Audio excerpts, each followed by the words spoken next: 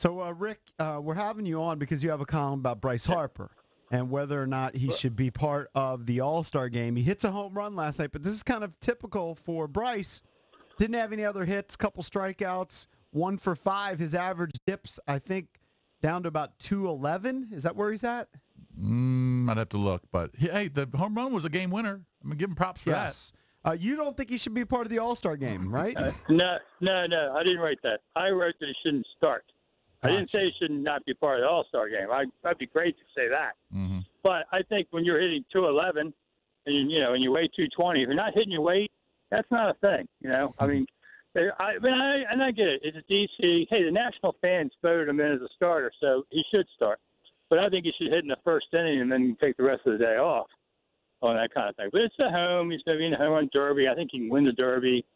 I understand why all this is happening. But 211 as a starting, outfielder in the All-Star game is kind of embarrassing. He does have 23 home runs. Now, you point out in the article that for a guy who wants $400 million, he's never driven 100 runs in a season. The MVP. He's hit at least 30 home runs just once, and that was the MVP year when he hit 42.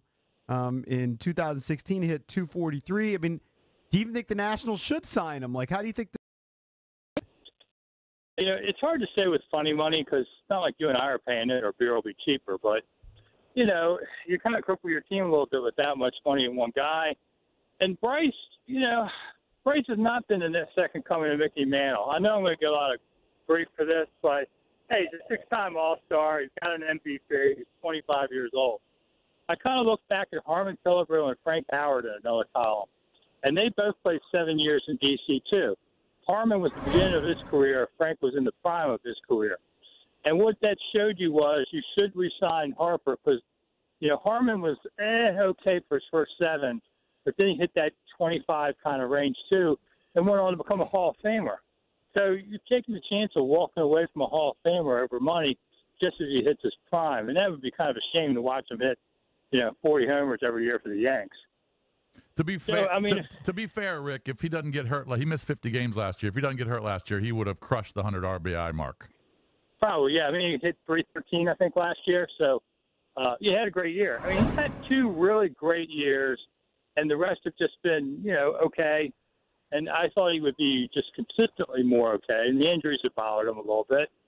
And I think he still can have a lot of great baseball in front of him. So if you can get him for something reasonable, okay. But if the Yanks and Dodgers and Cubs are going over 400, I think you got to say goodbye. Mm-hmm. Well, I mean, look, he's not having a great year in terms of his average, but if he hits 40 homers, which he's on pace for at least, and he drives in, 90 runs, and he's hitting some game-winning home runs, that's justification for, keeping him in the lineup and not, letting him take days off, and then also not trading him because we've talked to some listeners that say, why not just trade him? You're going to lose him. You're not going to make the playoffs. We don't know that. I mean, that's the reason. Last night's the reason you keep him.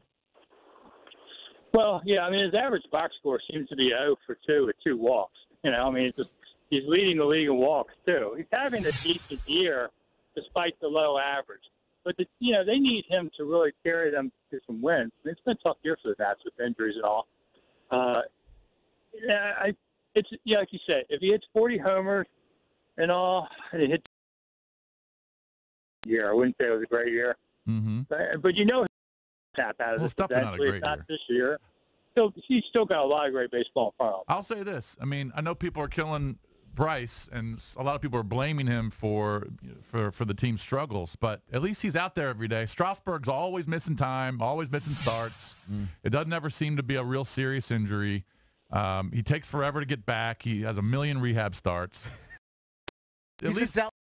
At least Bryce is out there, even if he's struggling, he goes out there every day and plays. And you can't say that for Strasburg. Yeah, that's been the real hard part of him. Strasburg's won 15 games twice, I think. He's always been a delicate flower. Great potential, but so what when you're hurt? And it's just kind of sad, that he has not become the great pitcher that he's capable of. But, man, it's just things happen to him. And you can't blame injuries on people, but You know, when he came back to the playoffs and pitched with the flu last year, that showed some real grit that I think a lot of people were wondering if he was capable of doing. You know, if he had not pitched that game and they'd lost, man, his reputation would have been trashed in this town. Yep. But he's, you know, there's just, you know, when he pitches, you could see something really great tonight, or maybe not. But it's been a little bit of a disappointing pick, I would say, overall.